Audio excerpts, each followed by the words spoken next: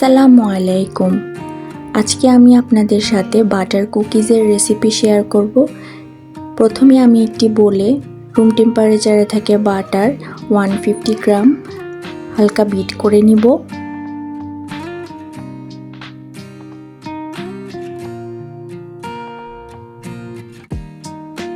এর সাথে আমি হাফ কাপ চিনি গুঁড়ো করা অ্যাড করে দিব।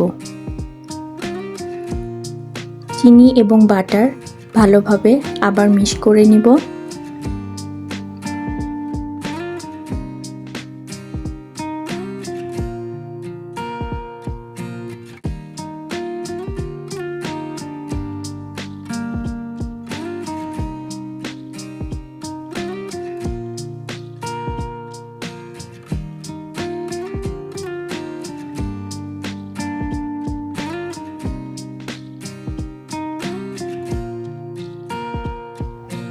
বাটার এবং চিনিটি ভালোভাবে মেশানো হয়ে গেলে এখানে আমি একটা রুম টেম্পারেচারে থাকা ডিম অ্যাড করে দেব।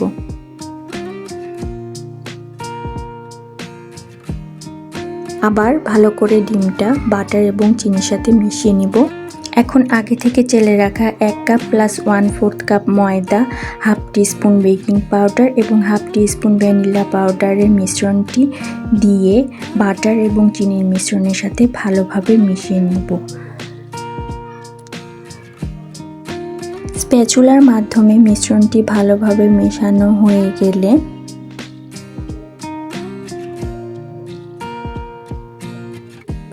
একটি 6P নজেল পাইপিং ব্যাগে দিয়ে তাতে ব্যাটারগুলো নিয়ে নেব।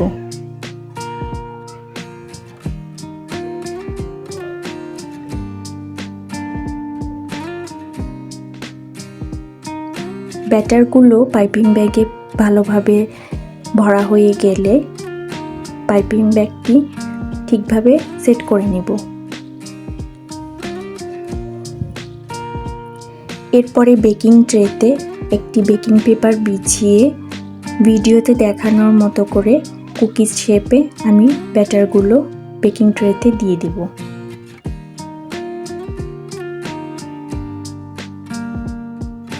ব্যাটারগুলো কুকিং ট্রেতে দেওয়া হয়ে গেলে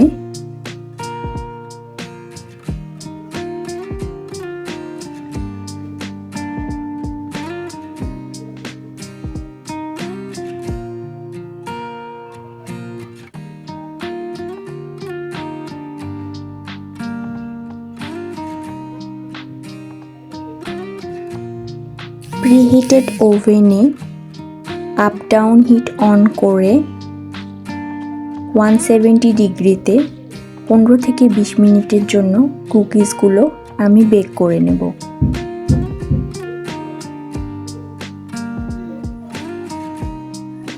আমার সবগুলো কুকিজ বেক করা হয়ে গেছে। এবার আমি আপনাদেরকে মেপে দেখাবো এখানে আমার টোটাল কত গ্রাম কুকিজ হয়েছে।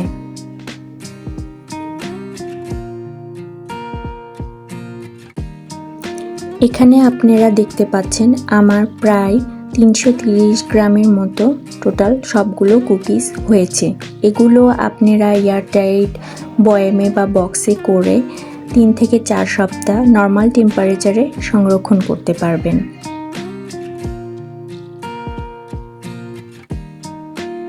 আমি এখানে একটি কাচের এয়ারটাইট বয়ামে সবগুলো কুকিজ স্টোর করছি।